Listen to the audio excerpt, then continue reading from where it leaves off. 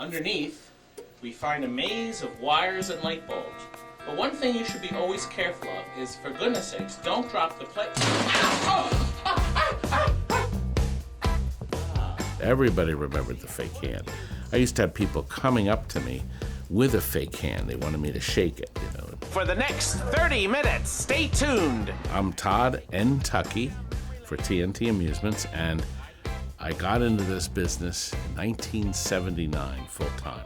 In the early 70s, we purchased games, and these were video games that were fascinating. Beautiful color. We would produce with a home camera a 10 or 15 minute video of our showroom of what we sold, and we propped up a TV set and played it back.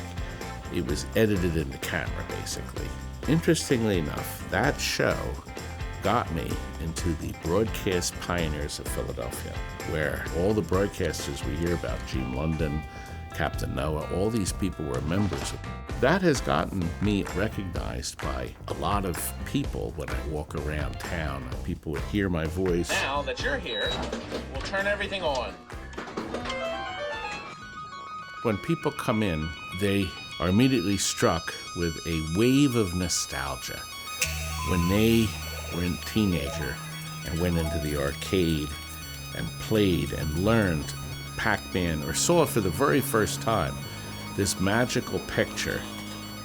Back in the mid-90s when I was a kid, of course you'd be in a big mall, double entrance, you'd walk in, you know, of course the newest game that was out at the time in the 90s would be up front. I remember the bright carpets, you know, they would have dim lights in there.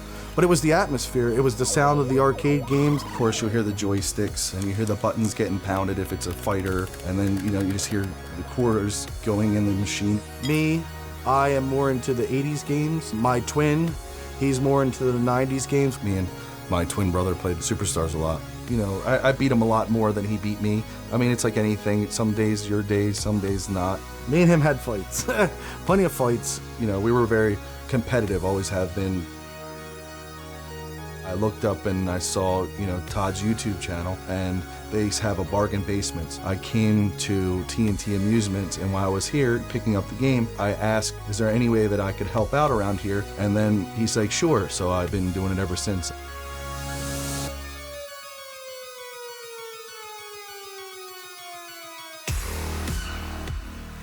I like working on the games more than I like playing them anymore. You're bringing it back to life. It's like somebody that restores houses or buildings or cars. It's just there's no other feeling like it because you put your soul into it. It's a work of art. These are a work of art. When you bring it in and you take that cabinet and you take your time, you sand it down, you bondo it, you paint it, you put T-molding on it, and then you put all your electronics in it and you bring it back to life, you bring it back to collector's quality, you really feel proud because people want to buy it from you. When they play it, they can't believe that it's in this good a condition. When somebody brings an arcade game into the shop, you're looking for battery acid damage to make sure the boards are good. You're looking for, is the cabinet swollen anywhere? Do you have to do any repairs? Art repair, how the chassis or the monitor is. When you transition a cabinet that looks like someone's piece of trash to something that is collector quality, that is what brings me back to the hobby every day.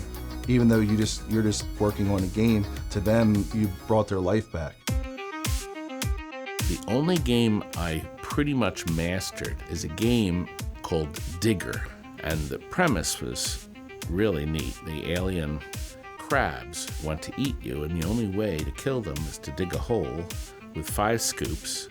The crab falls in, then you have 5 scoops to fill him in, and then he's dead.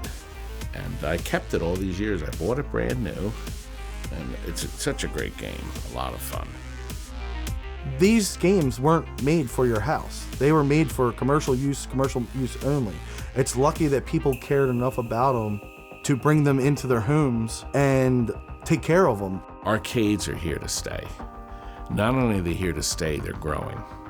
All around the world, everywhere, the nostalgia feeling is there. And the best part is the young people are starting to get involved. The first wave of growth were bars, where young people were discovering Defender, Spy Hunter, Asteroids, Miss Pac-Man, Frogger, Dig Dug. That's where they were discovering it.